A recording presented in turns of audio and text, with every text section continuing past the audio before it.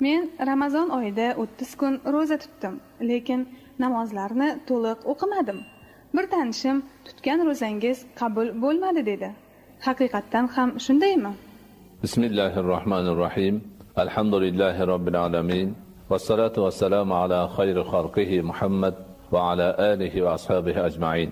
Assalomu alaykum va rahmatullohi va barakatuh.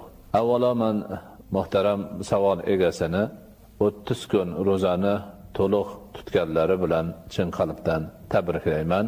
Alloh subhanahu va taolo boshqa ro'zadorlarning qatorida bu kishini ham ro'zasini qabul qilgan bo'lsin.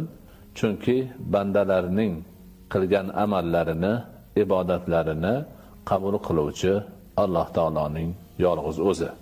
Ammo namozni to'liq o'qimaganingiz uchun ro'zangiz qabul bo'lmaydi degan kishilar qaysi hujjat dalilga suyanganlari biz uchun noma'lum. Lekin shuni yaxshi bilish kerakki, barcha ibodatlarni, barcha amallarni qabul bo'lishi uchun asosiy shart bu iymon, e'tiqoddir. Shu bilan birga mukallaf bo'lishlik, ya'ni balog'at yoshiga yetganlik va aqli hushi joyida bo'lishlik shartlari bordir. Undan keyin har bir ibodatga alohida yana qo'yiladigan shartlar bo'ladi. Ana shu shartlarga boqadigan bo'lsak, ro'za ibodatini qabul qilishga namoz o'qish shart qilinmagan.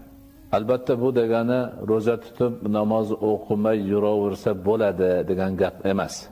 Lekin bilishimiz lozimki, ro'za o'zi alohida farz bo'lgan ibodat, islomning 5 ruknidan biri hisoblanadi va namoz ham o'zi alohida farz bo'lgan ibodat.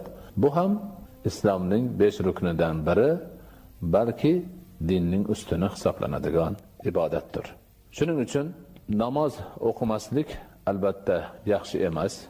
Ro'zani 30 kun niyat bilan tutgan odam uchun ayniqsa namozni ham o'qimoqlik nihoyatda oson bir ish hisoblanadi. Shuning uchun barcha mo'min musulmon birodarlarga o'zimiz uchun farz bo'lgan namozni vaqtida chiroyli qilib o'qib yurishimiz lozim ekanligini jumladan ushbu savolni egasiga ham ta'kidlamoqchimiz. Lekin fiqhiy ma'naviy ya'ni ikki ma'nodan gapiradigan bo'lsak, Ramazonning ro'zasini qabul bo'lishiga inshaalloh biz ishonamiz. Parvardigori olam qabul qilgan bo'lsin. Inshaalloh bundan keyin namozlarni ham vaqtida o'qib, ro'zani ham o'rnida tutishni nasib qilgan bo'lsin.